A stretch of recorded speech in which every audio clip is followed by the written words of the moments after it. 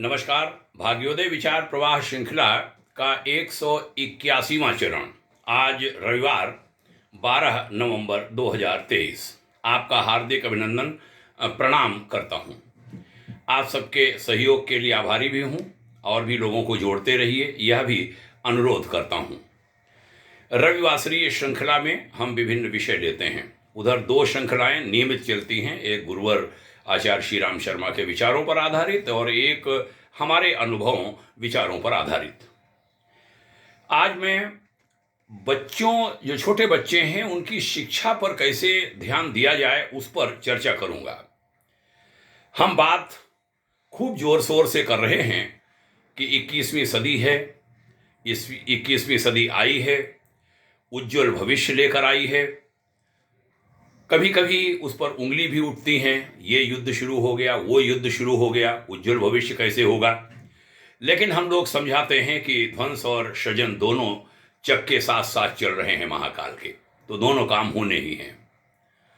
लेकिन भारत के जगत गुरु बनने की जो बात होती है, जगत गुरु बनने के लिए हमारी जो नई पीढ़ी जो पीछे चली आ रही है, हम लोगों ने जो उसके लिए वातावरण तैयार किया है, जमीन तैयार की है, कल हम लोग आगे बढ़ जाएंगे। नई पीढ़ी जो आ रही है, उसकी शिक्षा, उसकी व्यवस्था, उस पर हमारा कितना ध्यान है। नई पीढ़ी में अपराध पनप रहे हैं, कैसे जगत गुरु बनेगा, कैसे देश ताकतवर बनेगा। और उसके लिए बहुत आवश्यक होता है उनकी पढ़ाई में समावेश हो जाए उन चीज़ों का जिससे बचपन से ही उनकी जो आदतें हैं वो न बिगड़े, वो अपराधी वृत्ति के न हों, उनमें अच्छी आदतें आवें, उनमें मिलजुल कर काम करने का भाव हो, उनमें शालीनता के गुण हों, उनमें परिश्रमशीलता के सद्गुण आएं, उनमें कम से कम खर्च करके मितव्ययिता के गुण आवें, कम से कम खर्च करके ज़्यादा काम करने के, मिलजुल कर सारे काम परिवार से लेकर बाहर तक के कर लें, वह गुण उनमें आवें, उनमें सुव्यवस्था के गुण आवें, पंचशील के सिद्धांत, शालीनता, परिश्रमशीलता, सुव्यवस्था, मितव्ययिता और सहकारिता के गुण नई पीढ़ी में आ जाएं। वो कैसे पढ़ें? अभी हमने 108 बिंदुओं की एक पॉकेट बुक बनाई है बच्चों, इन्हीं सब के लिए, बच्चों से बड़ों तक के लिए है। उसमें बहुत सारे गुण हमें बच्चों को सिखाने होंगे। बाहर से दिक्कत होती है तो पाठ्यक्रम में उन्हें शामिल कर दिया जाए। पाठ्यक्रम में राष्ट्रीय भावना, पाठ्यक्रम में देश प्रेम, ये सब हमारे रहे हैं। पिछले कुछ दशकों में बहुत सारी चीज़ें उनसे हटा दी गई, पता नहीं किसने हटाई, क्यों हटाई, और बड़ी सारी चीज़ें यहाँ वहाँ की डाल दी। उनको कौन ठीक करेगा? उनको कौन सी सरकार पब्लिक लाए जो सरकार ठीक करे? और पब्लिक क्या करे? अन्य लोग बहुत सारे जो उपद्रव करना चाह रहे हैं, वो सरकारें आ जाएं, क्या वो ये काम करेंगे? कौन करेगा? कब करेगा? जल्दी किया जाना चाहिए वे सारे प्रयास। थोड़े बहुत प्रयास हुए हैं, ऐसी बात नहीं, लेकिन अभी वो नाकाफी हैं। वैदिक शिक्षा बच्चों को देने की व्यवस्था बनाई जानी चाहिए। हमारे वेदों में बहुत सारी चीजें हैं, उनसे बच्चों को हम जोड़ें। कब जोड़ेंगे? जल्द जोड़ने का प्रयास हो। Shri Ashwini Upadhyay, advocate, Supreme Court, एक दिन बहुत बढ़िया बात कह रहे थे कि बच्चों को प्राइमरी में सत्यार्थ प्रकाश पढ़ाइए। मैं कहता हूं पूज्यवर आचार्य श्री राम शर्मा जी के नैतिक शिक्षा के साहित्य को पढ़ाइए। बहुत सारी चीजें एक ऋषि लिख करके चले गए, उनको कबीर वाणी पढ़ाइए प्राइमरी में। अपराध कम हो जाएंगे, अपराध की वृत्ति बच्चों में नहीं बढ़ने पाएगी। अपराध नियंत्रण के लिए रामचरित मानस पढ़ाइए। 7 वर्षों में 7 कांड उनके हो जाएंगे, हर वर्ष में एक कांड। रावण गलत था, इसके मारे मारा गया, राम अच्छे थे इसलिए उनका पूजन होता है। ये बातें कोई सिखाए तो, बताएं तो, हम बता ही नहीं पाते। बहुत बड़ा काम करने की आवश्यकता है। विदेशीपन जो घुस गया है, विदेशीपन को हटाने का प्रयास करना होगा। एक प्लानिंग के तहत उसको डाला गया है। बहुत सारे अवगुण बच्चों में आ रहे हैं, वो सब बहुत सारी चीजें ठीक हो जाएंगी अगर हम पाठ्यक्रम को सही कर लें। उधर माताओं पर हमारा ध्यान हो।